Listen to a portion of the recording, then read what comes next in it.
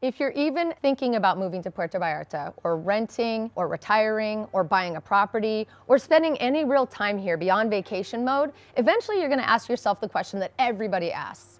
Is Puerto Vallarta actually safe? And honestly, you should ask it immediately, because this is one of those topics where the internet is wildly unhelpful.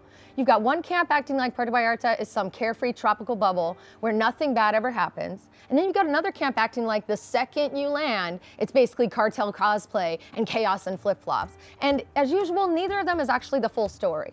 So if you're new here, this is exactly why I started making this channel. I'm not interested in surface level travel stuff, although I love watching it. But every time I go somewhere, I want to know what it feels like to actually live there, because I'm constantly thinking about maybe moving, right?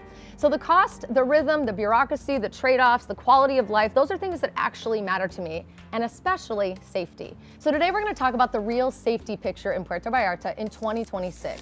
We're going to talk about the headlines, because there have been some, the hype, the actual risk, the recent El Mencho chaos that made international news, and what it felt like to actually be here when it happened, because yes, I was here. And I want to talk about that in a way that's honest and kind of grounded, not ridiculous. I'm not here to do clickbait. I just want to be real with you guys. So the short answer, yes, Puerto Vallarta is generally considered one of the safer major tourist cities in Mexico. That does not mean it's like nothing's going to ever happen. And it does not mean that you shut your brain off and float through life like with no awareness. We shouldn't be doing that anywhere. But what it means is that Puerto Vallarta is a real city with real world issues, but it also is a city where huge number of tourists, expats, part-time residents, and retirees continue to live, visit, and move around without any incident.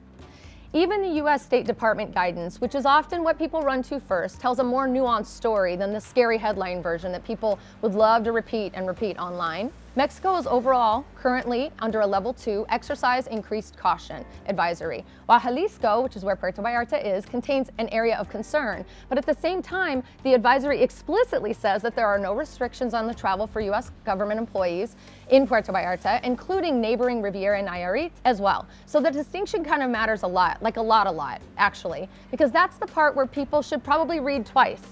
Somehow, most people didn't, and that's where it gets everybody mixed up. Because what people often hear is Jalisco has a warning, and then they don't hear Puerto Vallarta is still a place that US government employees are allowed to travel freely.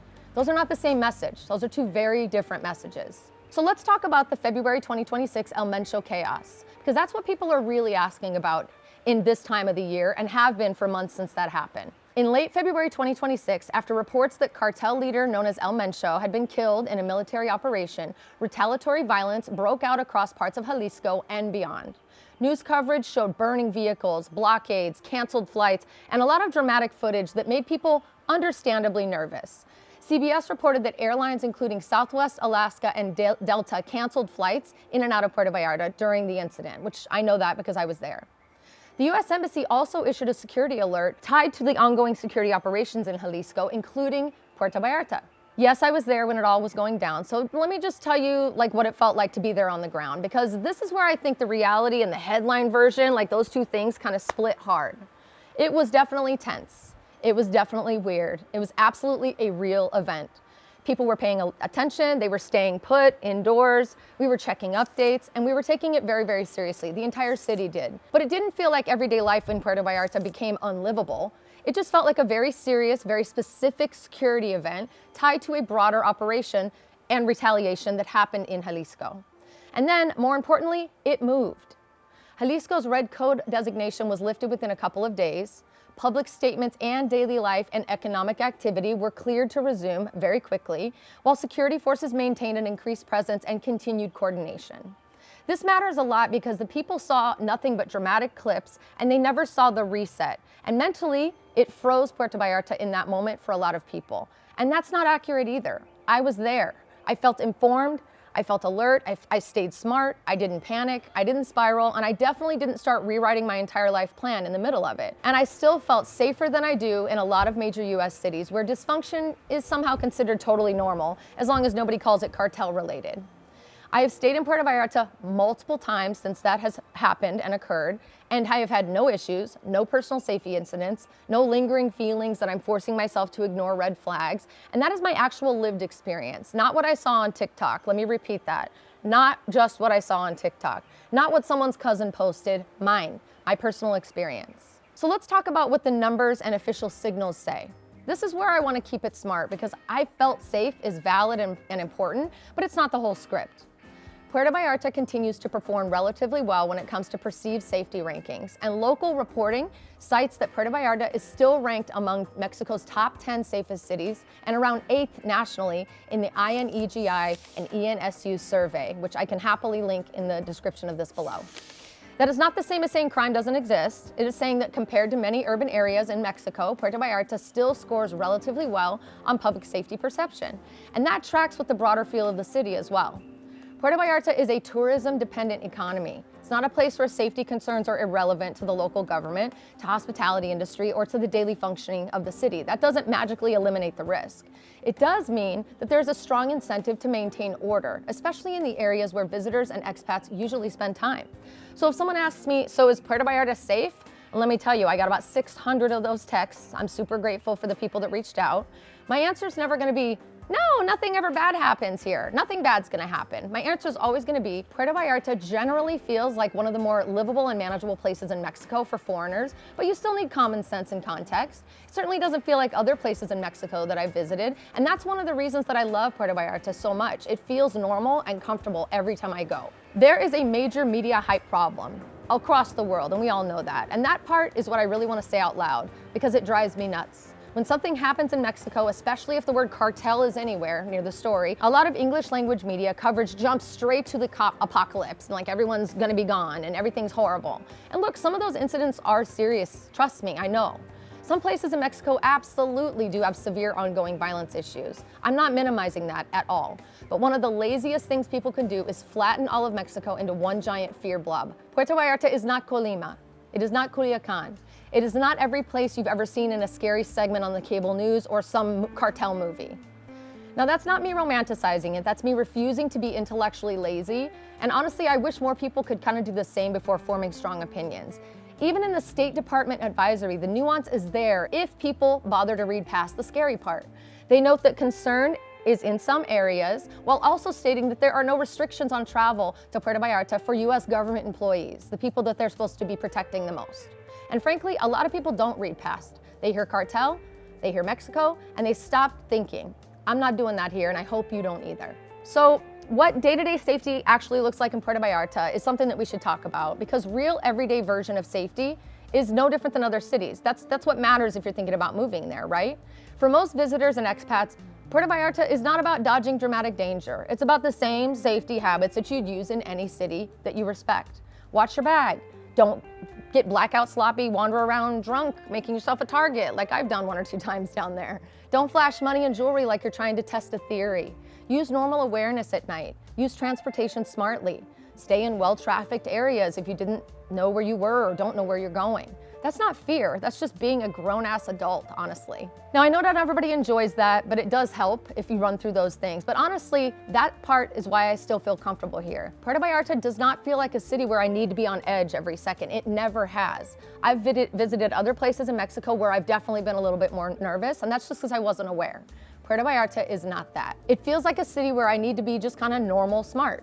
And that's a huge difference, like a really big difference. So if I'm walking in Zona Romantica or Marina Vallarta or a core tourist and expat area, I feel the same kind of awareness that I would use anywhere.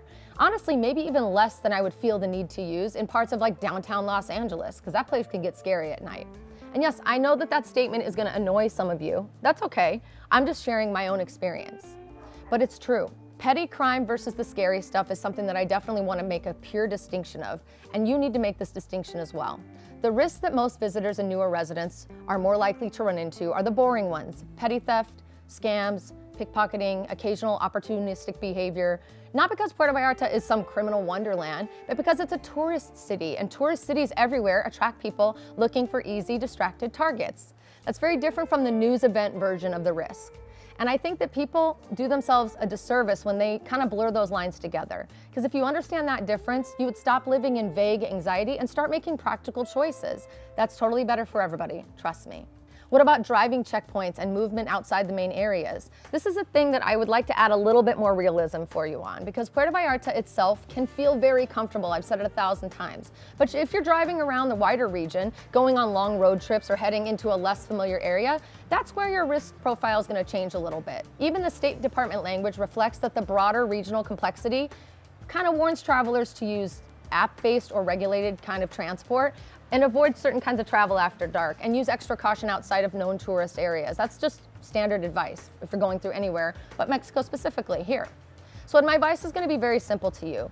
Know the area that you're in, know the route. Don't assume every road trip is equally casual, because they're not. And don't confuse, I felt safe in Puerto Vallarta with, I know the full security situation in every municipality of every western part of Mexico, because I don't. That's not just smart. That's crazy. I'm giving you my take. I'm giving you what I can give you as far as stats and figures, but just be smart. So if you want my real answer, stripped of all the internet noise, I felt very safe during the February 2026 El Mencho related event, because I understood it as a serious but specific moment, not as proof that Puerto Vallarta has suddenly become some unlivable war zone. I took it very seriously, just like everyone else did. I stayed informed, I stayed put when appropriate, and I paid attention. And then I watched life normalize very, very quickly. Since then, I've stayed in Puerto Vallarta multiple times, no issues, no incidents, and no feeling that I'm trying to force a narrative because I want to like the place, because trust me, I'm really, really straight about that kind of stuff. I like Puerto Vallarta because my actual experiences here have been good, consistently good. That doesn't make me careless, it makes me informed. And I think that there's a big difference between fear-based thinking and informed caution. The better question is, do the actual risks feel manageable for the life that you're wanting to build here? And for me, abso-freaking-lutely. Very, very much yes. So if Puerto Vallarta is on your radar and you want to talk through what moving here, investing here, or even just kind of testing the waters would realistically look like for you, I do offer free calls with zero pressure. Not to give you some weird sales script, just to help you kind of think through the game plan. I actually do this on another channel, and I've been doing it for 9 years for my beautiful neon hometown of Las Vegas. So I do this all the time. I don't mind giving advice. I don't care if you buy a house through my team or not. I don't care what the deal is. I just want to make sure you're well informed by somebody who's going to give it to you straight.